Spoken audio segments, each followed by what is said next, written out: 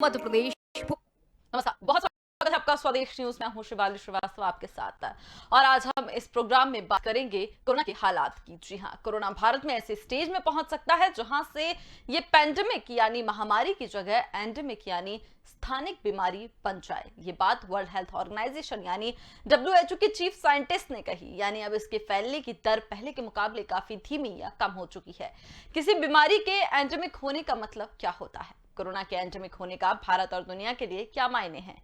क्या अब नए केस आएंगे पर महामारी जैसी स्थिति नहीं बनेगी? कई एक्सपर्ट तीसरी लहर का जो डर बता रहे थे उसका क्या होगा? अगर कोई खतरनाक वेरिएंट सामने आया तो क्या होगा? इसी पर आज हम चर्चा करेंगे। लेकिन आपको बता दें कि कोरोना की बात की जाए तो भारत में कोरोना अब ऐसी स्टेज में पहुंच सकता है बहुत जल्द जिसमें इसकी सर्कुलेशन कंट्रोल होगा। ये बीमारी खत्म नहीं होगी लेकिन इसका जो प्रभाव है, सर्कुलेशन है, वो कम हो जाएगा। वायरस का सर्कुलेशन कम होगा, बीमारी खत्म नहीं होगी। ज्यादातर बीमारियां खत्म नहीं होती, बस एंडेमिक में चली जाती हैं। मलेरिया, डेंगू, मीजल्स जैसी बीमारियां एंडेमिक स्टेज में हैं। नई बीमारी आती है, तेजी से फैलती है, यानी आउटब्रेक होता है। एक से ज्यादा इलाके में फैलने पर बीमारी एपिडेमिक स्टेज में आ जाती है और एक से कई देशों में फैलने पर बीमारी पैंडेमिक घोषित हो जाती है, जैसा कि कोरोना पैंडेमिक है। वायरस का सर्कुलेशन कंट्रोल होने पर बीमारी एंडेमिक बन जाती है, यानी वो बीमारी हमारे बीच तो मौजूद होती है लेकिन उस प्रभाव में नहीं जो आउटब्रेक में होती है।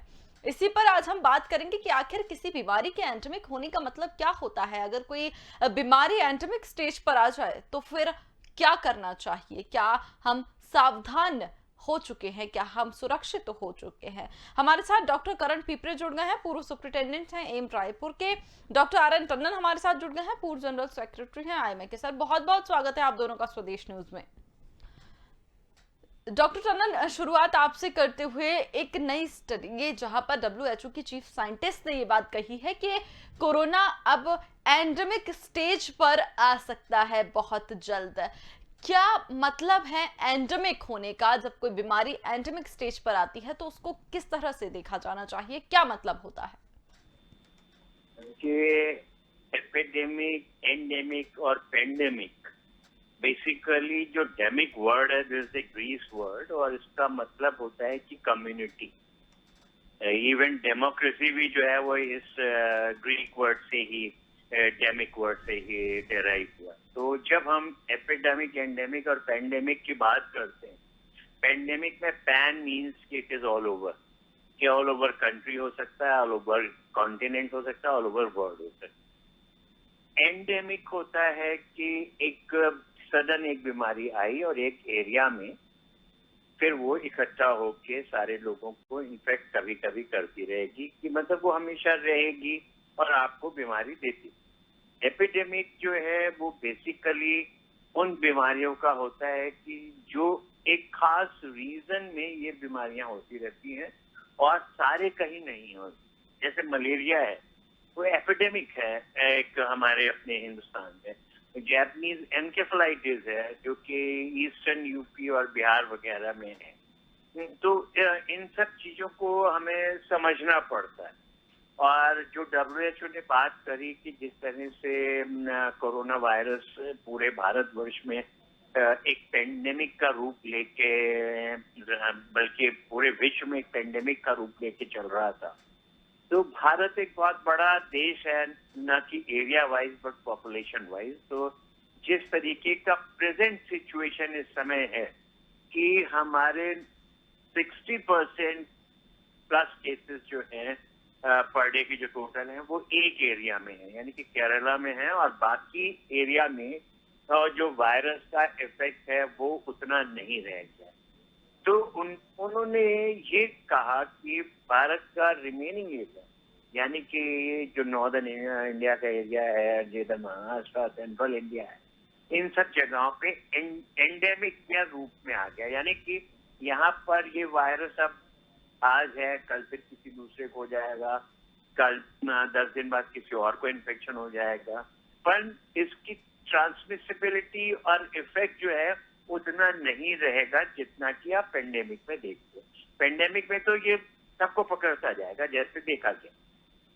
तो एंडेमिक का उनका ये कंसर्न है, पर हमें एक बात को समझना है कि विश्व भर में लोग परेशान हैं। जहां 13,000 केसेस, 14,000 केसेस है रशिया में, वो परेशान है।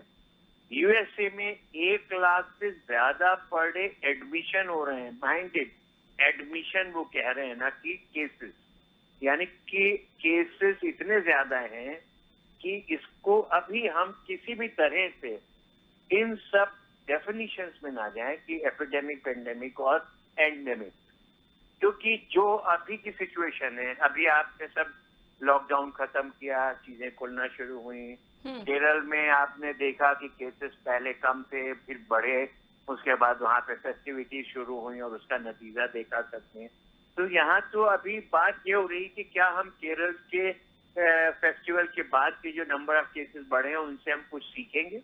और उसके बाद तीसरी चीज कि जो नया वेरिएंट आ रहा है, साउथ अफ्रीका में आया है A1.2, जिसको कह रहे हैं कि वो ट्रांसमिसेबल ज्यादा है और कितने ही कंट्रीज में वो फैल चुका है, जैसे ब्राजील, न्यूजीलैंड और इवन साउथ ईस्ट एशिया की 1-2 कंट्रीज में आ गया है।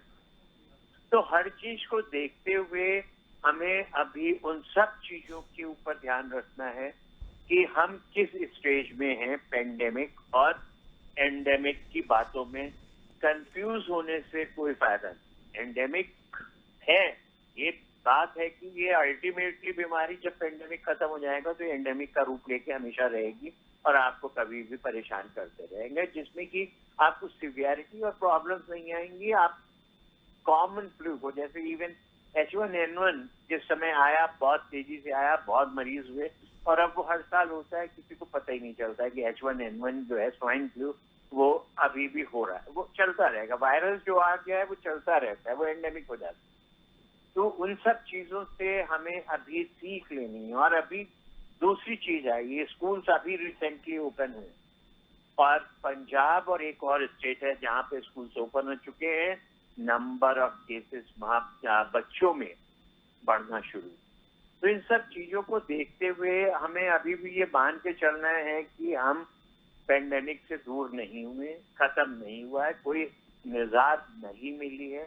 और वैक्सीनेशन का स्टेटस हमें पता है कि 64 करोड़ के आसपास हुआ है, जिसमें से करीबन 28 से 30 करोड़ जो है वो कुछ लोगों को लगा है डोजेस, जो कि फुल्ली वैक्सीनेटेड है, यानी कि 14 से 15 करोड़ लोग, और बाकी लोगों को सिंगल डोज लगी। तो हमें ये मान के चलना है कि अभी हम वैक्सीनेशन के हिसाब से भी उस लेवल पे नहीं पहुंचे हैं जहां पे हम इस पेंडेमिक को खत्म करके एंडेमिक में ला पाएंगे। और ना ही हम ये मान के चलेंगे कि हमारे देश की अधिकांश पॉपुलेशन को जो है वो कोरोना इन्फेक्शन हो चुका है और उससे उनको जो है हम पेंडेमिक को खत्म करके एंडेमिक में लाने की बात करें। क्योंकि वैक्सीनेशन जब तक पूर्णतः सबको नहीं लग जाता है, डबल डोज नहीं लग जाती है, माइंड सिंगल डोज से सिर्फ 50% के आसपास आपको जो है प्रॉफिट मिल रहा है, बेनिफिट मिल रहा है। परंतु डबल डोज के बाद ही आपकी जो इम्यूनिटी है वो 70 to 80% पहुंच रही है और आपको वेरिएंट वायरसेस से बचाने की क्षमता दिखा रही है, जो कि 60 to 65% है।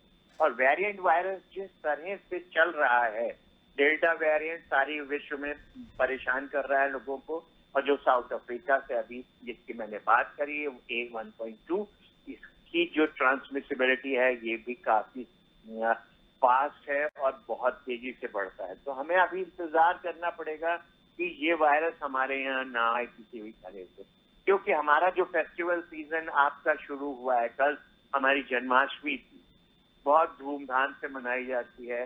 सबको दुख होता है जब आप ऐसे फंक्शन जो कि बहुत धूमधाम से हफ्तों चलते हैं तो उसको नहीं मना पाते हैं। ब्रज की जन्माष्टमी का तो कहना ही क्या होता है, परंतु दुख होता है कि हम नहीं मना पा रहे।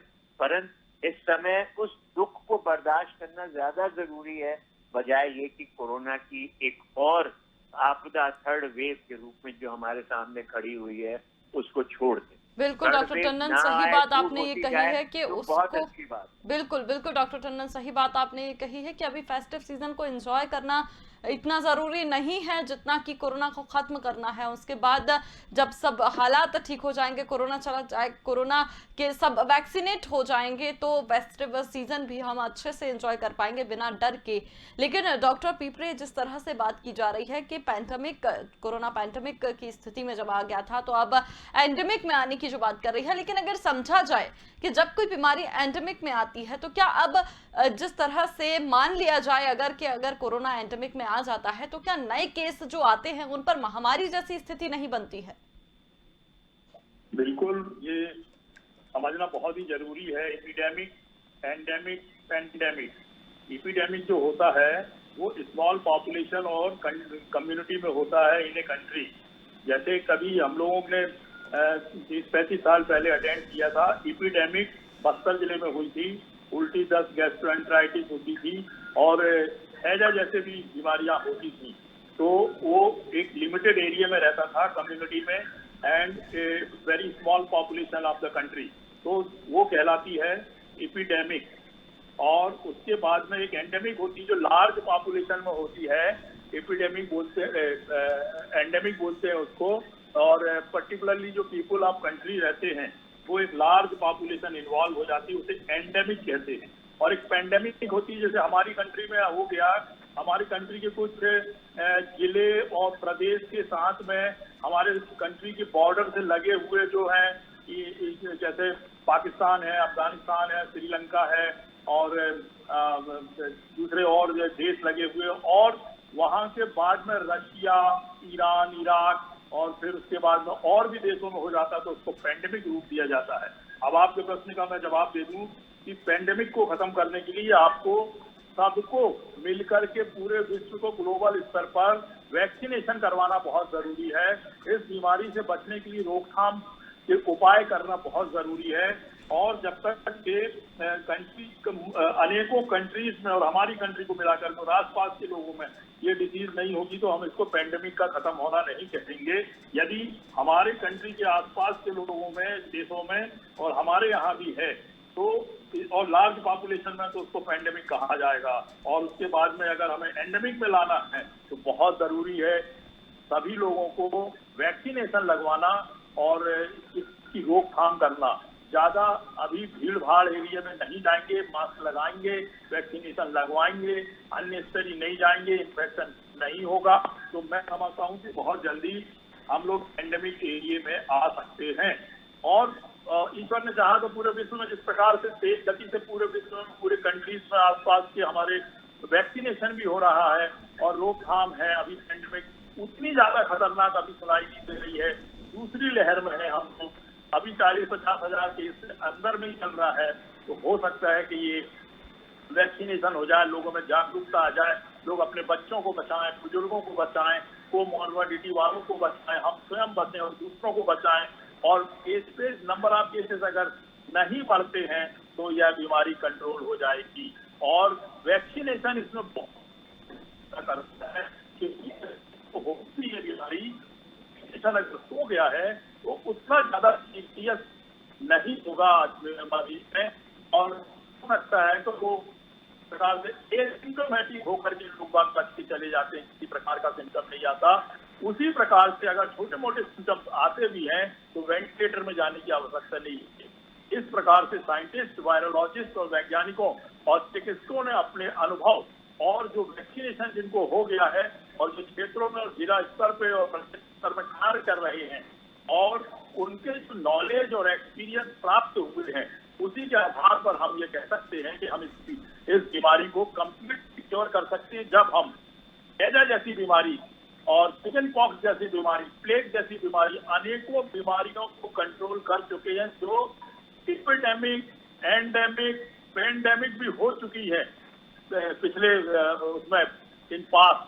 तो मैं समझता हूँ हम कोरोना जैसे रोग को भी जड़ से समूल नष्ट कर सकते हैं। Tight mask, vaccination, sanitization, unnecessary यहाँ वहाँ ना जाएं और अपने आप को बचाएं और बच्चों को और बुजुर्गों को बचा करके। बिल्कुल डॉक्टर पीपरे, ये अहम बात आपने कही कि बहुत ज़रूरी हो जाता है ऐसे में अपनी सुरक्षित रहना और इस तरह की जो चीज़ें, जो गाइडलाइन बनाई जा रही हैं उनको लगातार पालन करते रहना। और डॉक्टर टंडन, अगर मान लिया जाए जिस तरह से पैंडेमिक से एंडेमिक तक का सफ़र की हम बात कर रहे हैं, अगर ऐसी स्थिति भारत में आती है, अगर एंडेमिक कोरोना हो जाता है, तो क्या मात्र आम सर्दी जुकाम जैसी ही ये बीमारी हो जाएगी? देखिए, अगर हम पूरा हिसाब किताब देखें तो जो भी वायरल इन्फेक्शन पेंडेमिक के फॉर्म में आए हैं, हम्म। पहले भी जो 1919 में हुआ था, वो भी पेंडेमिक एक वायरल इन्फेक्शन था और वो आज तक जो है एंडेमिक के रूप में आपको दिखाई देता है और आप हमेशा उसको देखते रहते हैं। तो ऐसा जो भी है एंडेमिक होने के बाद जो है उसको कॉमन फ्लू और कॉमन नहीं कह सकेंगे, पर हाँ एक जो वायरल इन्फेक्शन जो आपको खांसी से ज्यादा परेशानी करते हैं, जैसे H1N1 आपको परेशान करता है कि बुखार भी तेज होता है और कई बार लंग्स इन्वॉल्व हो जाते हैं, पर उतना सिवियरिटी नहीं होती है, उतने नंबर ऑफ केसेस नहीं होंगे जिससे कि आप परेशान हो। और उतनी जैसे कि ये तो बिल्कुल अनटचेबल बीमारी हो गई थी कि जिसको ये हो गया है कोरोना, अनटचेबल हो गया था, तो उस तरीके की सिचुएशन नहीं होती। ये सिंपल वायरल इन्फेक्शन जिसमें कि लंग्स का इन्वॉल्वमेंट होगा, थोड़ी बहुत प्रॉब्लम होगी, कुछ को भर्ती करना पड़ेगा, कुछ को ज्यादा दवाइयां देनी पड़ेंगी और ठीक हो जाए। तो ये आपको हमेशा इसके साथ में रहना पड़ेगा। ये जितने भी वायरल इन्फेक्शन होते हैं वो ऐसे ही हैं। तो उनके साथ में एक बार आपने बहुत लड़ाई लड़ी, उसके बाद उनकी वैक्सीन बनाई और उससे या तो नॉर्मली आपको इन्फेक्शन हो के सबको एंटीबॉडीज डेवलप हो गई, इम्यूनिटी डेवलप हो गई, या वैक्सीन लगा के H1N1 में वो चीज नहीं हो पाई, पर कोरोना में अच्छे से वैक्सीन डेवलप हो गई क्योंकि इसका जो प्रहार था पूरे विश्व में वो एटॉमिक बम से भी ज्यादा था। इस वजह से हर जगह वैक्सीन बनी और आपने इसको अपने आप को प्रोटेक्ट किया है वैक्सीन के जरिए। तो ये आने वाले समय में आपको वैक्सीन की बूस्टर डोजेज लगती रहेंगी, आप अपने को प्रोटेक्ट करते रहोगे और कभी कभार जो है इन्फेक्शन हो जाएगा तो सिंपल ट्रीटमेंट से और कुछ दवाइयों से आप ठीक हो जाएंगे। तो आम वायरल इन्फेक्शन जिसमें खांसी जुकाम और छींकें आती हैं और 2-3 दिन में खत्म हो जाता है, उसके बराबर ना हो कि अगर थोड़ा सा भी ज्यादा होगा तो आपको 5-7 दिन दवाई खानी पड़ेगी आपकी। तो कोई चिंता करने की बात नहीं है, परंतु चिंता सबसे बड़ी ये है कि अभी हम सेकेंड वेव से जूझ रहे हैं और थर्ड वेव का प्रेडिक्शन अक्टूबर और नवंबर में शिफ्ट हो गया है। तो हमें प्रिकॉशंस लेने हैं और किसी को भी कंफ्यूज होने की जरूरत नहीं है कि एंडेमिक है या पेंडेमिक है। आज की तारीख में हमारे लिए सब चीजें पेंडेमिक है। पेंडेमिक खत्म तभी होगा जब सब लोग वैक्सीनेट हो जाएंगे और ये वैक्सीनेशन का प्रोसेस डबल वैक्सीनेशन, सिंगल मान के मत चलिए, क्योंकि सिंगल वैक्सीनेशन से आपको सिवियरिटी 50% ही रिलीफ मिलेगी। वेरिएंट वायरस से आप नहीं बच पाएंगे और वेरिएंट वायरस जैसे जैसे आ रहे हैं तो हमें उनका ध्यान रखना है। वैक्सीनेशन कंप्लीट होना चाहिए और उसके साथ में कोरोना एप्रोप्रिएट बिहेवियर, जिसमें कि मास्क एक 100% कंपल्सरी आइटम है जो हर इंसान को लगाना है, क्योंकि आपको ये नहीं पता है कि सामने वाला वैक्सीनेटेड है या नहीं है, कंप्लीटली वैक्सीनेटेड है, दोनों डोज लगी है या नहीं है। तो हमें अपना प्रोटेक्शन करना है। हमें पता है कि हमने 2 लगा ली है, फिर भी हमें अपने आप को प्रोटेक्ट करना है मास्क लगा के।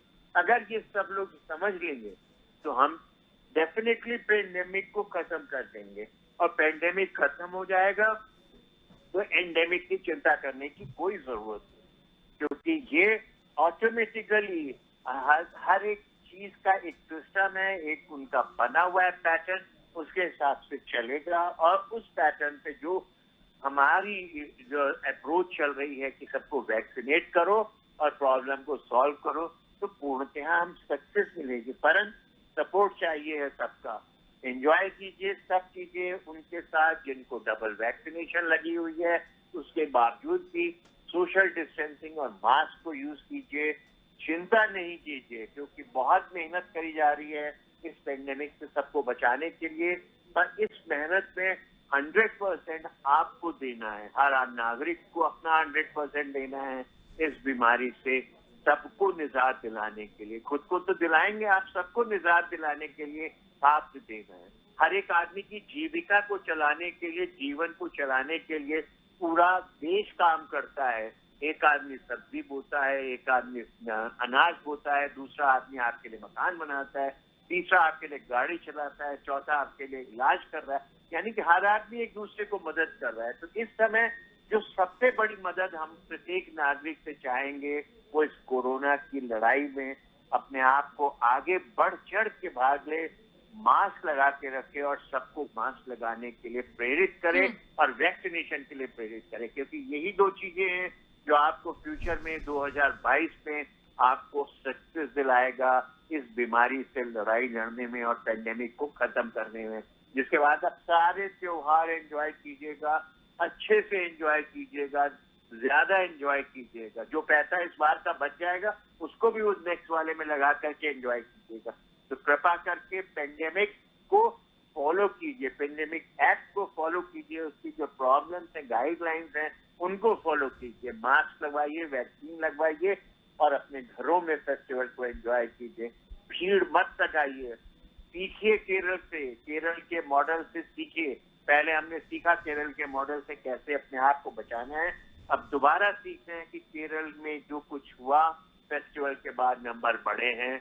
हमारे पूरे देश में फेस्टिवल्स के बाद ये नंबर ना बढ़े, क्योंकि अब प्रतिदिन कोई ना कोई बड़ा फेस्टिवल होगा और ये वो फेस्टिवल है जिसके लिए हर इंसान एक साल इंतजार करता है। एक दिन फेस्टिवल एंजॉय करते हैं, 364 दिन इंतजार करते हैं।